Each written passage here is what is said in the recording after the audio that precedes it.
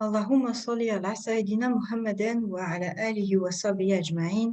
Assalamu alaikum wa rahmatullahi wa barakatuhu à tous et à toutes. Aujourd'hui, nous continuons le récit de l'histoire de Adam alayhi salam en évoquant ses deux fils, Qabil et Habil.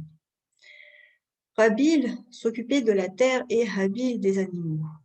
Puis arriva le moment où ils devaient se marier. Selon les compagnons du prophète, sallallahu alayhi wa sallam, pour les enfants de Adam alayhi salam, ils pouvaient se marier entre garçons et filles issus de grossesses différentes.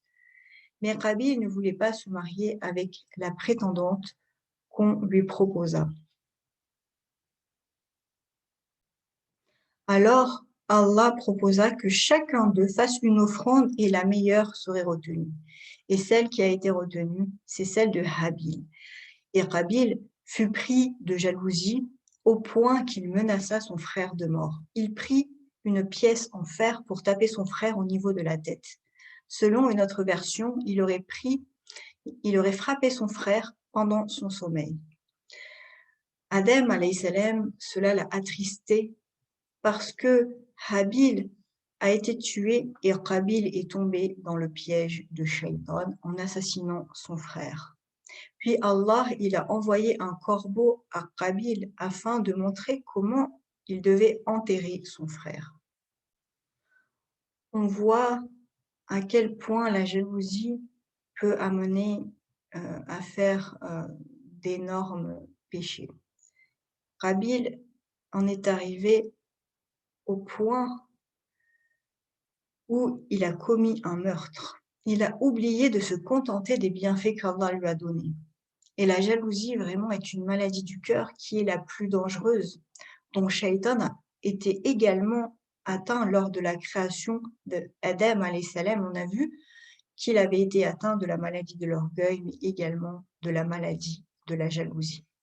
Nous allons donc voir qu'est-ce que la jalousie, quels sont ses symptômes et comment remédier à cette maladie. La jalousie, c'est le fait de vouloir un bienfait qu'autrui possède, tout en même temps vouloir que le bienfait qu'autrui possède disparaisse de ses mains. Donc vraiment, la jalousie, elle est vraiment, c'est une maladie qui est vraiment destructrice. Et celui qui jalouse, finalement, il remet en question la sagesse et l'équité d'Allah, alors que Allah seul connaît la raison pour laquelle il donne tel ou tel bienfait à telle ou telle personne. Chacun des serviteurs d'Allah, des créatures d'Allah, reçoit des bienfaits différents. Et le fait donc d'être jaloux des bienfaits d'autrui, tout en voulant que ce bienfait disparaisse, donc c'est comme si la personne, elle disait: Seigneur, tu as donné ce bienfait à tel de tes serviteurs alors qu'il ne le méritait pas, c'est plutôt moi qui y ai droit. Le prophète, sallallahu alayhi wa sallam, selon Abu Huraira, il dit: prenez garde à la jalousie, car la jalousie dévore les bonnes actions comme le feu dévore le bois mort. Rapporté par Abu Daoud et Ibn Majah. La jalousie, elle se rencontre à tous les niveaux de la vie, que ce soit au niveau de la famille, du travail, des amis, de l'argent, de la fratrie, etc. Et la personne vraiment qui jalouse, elle va être contente quand l'autre est atteint par un mal et elle va s'attrister lorsque autrui a un bien qui le touche. Donc la jalousie, elle est due à différents facteurs comme l'orgueil, la rancœur, la fierté, la vanité, l'amour du prestige, la méchanceté, etc. Et c'est pour cela qu'il ne faut pas laisser dans son cœur de la rancœur. Quand on a de la rancœur envers quelqu'un, eh ben, il ne faut pas laisser cela dans son cœur. Et il faut, même si l'autre nous a fait du mal, il faut lui pardonner pour ne pas que cette rancœur reste. Et que donc tous les facteurs qu'on vient de citer s'accumulent au point que ça développe de la jalousie. Car la jalousie vraiment est quelque chose de dévastatrice. Elle est vraiment dangereuse pour, les relations, sociales. Mais attention, la jalousie el hasad, il ne faut pas la confondre avec l'envie. Heu, L'envie dans le sens que, l'on souhaite avoir un bienfait que autrui a et que nous n'avons pas, mais on ne souhaite pas que ce bienfait disparaisse à autrui. Par exemple, si, on voit une personne qui a appris le Coran par cœur, on aimerait bien, être, avoir ce même bienfait. Mais ce n'est pas pour autant que l'on souhaite que la personne qui a appris le Coran ne le connaisse plus. Le prophète sallallahu alayhi wa sallam, il a dit: «On ne peut envier que 2 personnes.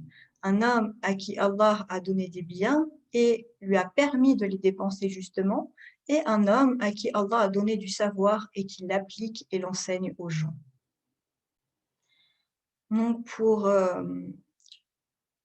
remédier à cette maladie, il faut se dire que la jalousie n'est pas bien pour celui qui jalouse, car il remet en question les bienfaits qu'Allah a donnés à ses serviteurs.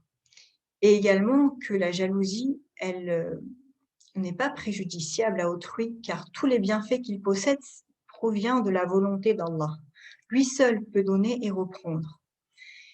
Et également lorsque la personne, elle ressent de la jalousie face à autrui, elle doit se forcer d'avoir un comportement inverse. Par exemple, si, hem, elle ressent de la jalousie, elle doit avoir un comportement d'humilité devant lui. Et bien évidemment, il faut donc combattre les insufflations de Shaitan, mais également être reconnaissant des bienfaits qu'Allah nous donne et prendre conscience qu'il donne des bienfaits différents à ses serviteurs. Et seul Allah connaît ce qui est le mieux pour nous. Si par exemple, on jalouse une personne qui est riche, on aimerait que cette richesse nous revienne à nous et qu'elle ne soit pas à elle. Et donc, on doit se dire que Allah n'a pas fait cela pour nous priver de cette richesse, mais que peut-être cette richesse serait un mal pour nous, peut-être que ça nous éloignerait d'Allah. Donc parfois, on pense qu'une chose est un bien pour nous alors qu'elle est un mal. Et Allah, c'est lui qui nous a créés et seul lui connaît ce qui est réellement bien pour nous. Donc, nous devons être contents pour nos frères et nos sœurs des bienfaits qu'ils ont et que nous, on n'a pas. Et on doit vraiment remercier Allah tous les jours pour tous les bienfaits qu'il nous donne et prendre conscience de cela. سبحانك اللهم وبحمدك أشهد أن لا إله إلا أنت وأستغفرك وأتوب إليك. السلام عليكم ورحمة الله وبركاته.